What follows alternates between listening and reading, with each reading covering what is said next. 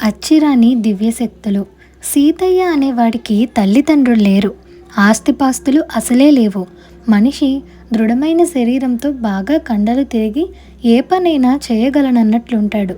కానీ బాగా మొహమాటస్తుడు కావడం చేత ఆ ఊళ్ళో వాడి చేత ఊరికే పని చేయించుకునేవారే ఎక్కువ. అందువల్ల ఎంత కష్టపడి పనిచేసినా శ్రమకు తగ్గ ఫలితం మాత్రం పొందలేక ఎలాగో రోజులు వెళ్ళబుచ్చుతున్నాడు. మిగతా విషయాలు ఎలాగున్నా రూపానికి నవమన్మధుడిలా ఉంటాడు సీతయ్య.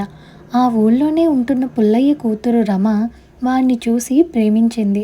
ఒక రోజున ఆ సంగతి వాడితో చెప్పి తనను పెళ్లి చేసుకోమన్నది.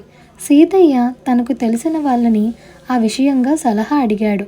అందరూ కూడా రమ అల్లరిపిల్ల, పెంకిది, మొండిఘటం, అది కనిపించిన తల్లిదండ్రులని నానా విధాలుగా వేధిస్తున్నది. అసలే నువ్వు మహా మొహమాటస్తుడివి, దాన్ని పెళ్లి చేసుకుంటే నీ బ్రతుకు నరకమవుతుంది అని భయపెట్టారు. దాంతో సీతయ్య ఆ ఆలోచన మానుకున్నాడు. అయితే ఒక రోజున రమ తండ్రి పుల్లయ్య సీతయ్య ఇంటి వద్దకు వచ్చి, నా కూతురు నిన్ను తప్ప ఎవరిని పెళ్లి చేసుకోనంటుంది. నువ్వేమో బొత్తిగా చేతకానివాడివి. దానికి ఎన్నో కోరికలున్నాయి. ఆ కోరికలను నువ్వు తీర్చలేవు. నేను నీకంటే మంచి సంబంధం దానికి తేగలను. కానీ నువ్విక్కడుండగా అది వేరే సంబంధానికి ఒప్పుకోదు. అందుచేత నా యందు దయ ఉంచి కొంతకాలం పాటు ఈ ఊరు వదిలి వెళ్ళిరా అని అన్నాడు. సరేనని సీతయ్య అప్పటికప్పుడే ఊరొదిలి అడవి దారి పట్టాడు. అక్కడ వాడికి సాధు ఒకడు కనిపించాడు. వాడాయన కాళ్లకు మొక్కి తన గోడు చెప్పుకున్నాడు. సాధువు వాడిని తన వెంట రమ్మన్నాడు. సీతయ్య సాధువుతో కలిసి వెళ్ళి 2 వారాల పాటు ఆయనను సేవించుకున్నాడు. సాధువు వాడి చేత నీళ్లు మోయించాడు, వంట చేయించాడు, వల్లు పట్టించుకున్నాడు. అలా 2 వారాలు గడిచాక, నేను ఇక కాశీ వెళ్ళాలి, నువ్వు మరొక సాధువును చూసుకో అన్నాడు సాధువు. సీతయ్య సరేనని వెళ్ళిపోబోతుంటే సాధువు వాణ్ణి చూసి జాలిపడి, నువ్వు నిజంగానే మొహమాటస్తుడివి.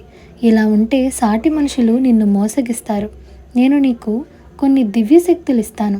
వాటిని నీ కోసం కాక ఇతరుల సేవ కోసం ఉపయోగించినప్పుడే అవి నీకు అక్కరకు వస్తాయి. నువ్వు యజమానిగా భావించిన వారు ఏం చెప్పినా చేయగలుగుతావు అని వాడి నెత్తి మీద చెయ్యి పెట్టి ఏదో మంత్రోచ్చారణ చేసి అక్కడి నుంచి వెళ్ళిపోయాడు.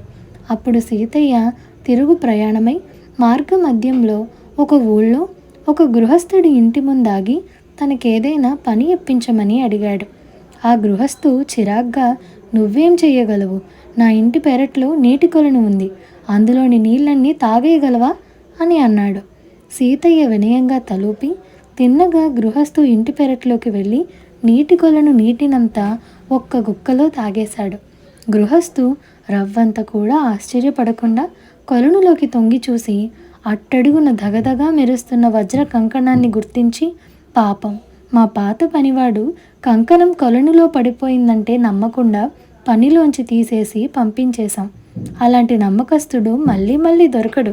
ఒక్క గుక్కలో ఇన్ని నీళ్లు తాగగలిగిన వాడికి మా దగ్గర పనెందుకు? నేను మళ్ళీ వాడినే పనిలోకి తీసుకుంటాను అని అన్నాడు. తన అదృష్టం బాగోలేదని సీతయ్య అక్కడి నుంచి బయలుదేరి మరొక చోటికి వెళ్ళి బాగా భాగ్యవంతుడైన రమణయ్యను కలుసుకున్నాడు. రమణయ్య పిసినారి. ఆయన సీతయ్య చేత ఇంటి పెరడంతా శుభ్రం చేయించాడు. ఇంటి లోపల బూజులన్నీ దులిపించాడు. ఎంత అసాధ్యమైన పని చెప్పినా వాడు క్షణాల మీద చేయడం గమనించి ఆయన ఒక ఉపాయం పన్నాడు. ఊరి వారందరికీ కట్టెలు కొట్టడం, బట్టలు ఉతకడం వగైరా పనులన్నీ ఆయన సీతయ్య చేత చేయించి డబ్బు మాత్రం తాను తీసుకునేవాడు. సీతయ్యకు చాలని తిండి పెట్టేవాడు. సీతయ్య తనకు జీతం కావాలని, తిండి ఎక్కువగా పెట్టాలని ఎన్నోసార్లు రమణయ్యను కోరాడు. అయితే ప్రతిసారి రమణయ్య చిరునవ్వు నవ్వి, నీలో ఎన్నో శక్తులున్నాయి, అవి ఉండి కూడా నువ్వు నాకు సేవ చేస్తున్నావంటే నువ్వు శాపగ్రస్తుడివి. శాపగ్రస్తుడిని ఎలా చూడాలో నేను అలాగే చూస్తున్నాను, అదే నీకు మేలు చేస్తుంది అని అనేవాడు. రమణయ్య ధోరణి చూసి సీతయ్య తానక్కడ ఎంతకాలం ఉన్నా ప్రయోజనం ఉండదని తిరిగి తన ఊరు వెళ్ళాడు. అక్కడ వాడు జరిగినదంతా పుల్లయ్యకు చెప్పాడు. పుల్లయ్య ఎంతో సంతోషించి, దివ్యశక్తులు ఉన్న నువ్వు వాళ్ళకి వీళ్ళకి సేవ చేయడం ఎందుకు? నా కూతుర్ని పెళ్లి చేసుకొని దాన్ని యజమానిరాలిగా భావించి దాని కోరికలన్నీ తీర్చు, నువ్వు సుఖపడతావు, నేను కూడా ఇంకా గొప్పవాడినవుతాను అని అన్నాడు పుల్లయ్య. రమకు సీతయ్యకు పెళ్ళయింది. సీతయ్య భార్యతో, నువ్వు నా యజమానురాలివి, నన్ను శాసించు, ఎంత అసాధ్యమైన పనైనా సరే చేయగలను అన్నాడు. రమ సిగ్గుతో తల వంచుకొని, నువ్వు నా భర్తవు, నువ్వే నన్ను శాసించాలి. నా మీద ప్రేమతో నువ్వు నాకేమిచ్చినా సంతోషమే, కానీ నువ్వు ఒకరి కింద సేవకుడిగా కాక స్వతంత్రంగా జీవిస్తే నేనెంతో సంతోషిస్తాను. నా తెలివితేటలతో నీకు ఎల్లవేళలా సహకరిస్తాను అన్నది. భార్య తనను సేవకుడిగా కాక యజమానిగా భావించడంతో సీతయ్య మనస్సులో గర్వం పుట్టింది. వాడా రోజు నుంచి మొహమాటాన్ని వదిలి కష్టపడి పనిచేస్తూ క్రమంగా ధనవంతుడయ్యాడు. భార్య సహకారం వల్ల వాడికి జీవితం స్వర్గప్రాయంగా ఉన్నది. దివ్యశక్తులతో బానిసగా జీవించడం కంటే స్వయం శక్తిని నమ్ముకొని స్వతంత్రంగా జీవించడంలోనే ఆనందం ఉన్నదని అర్థమయ్యాక సీతయ్య తను రమను వివాహం చేసుకోవడం ఆలస్యం చేశానని బాధపడేవాడు. ఈ కథ మీకు నచ్చినట్లయితే like, share, subscribe to Priya stories Telugu. Thank you for watching.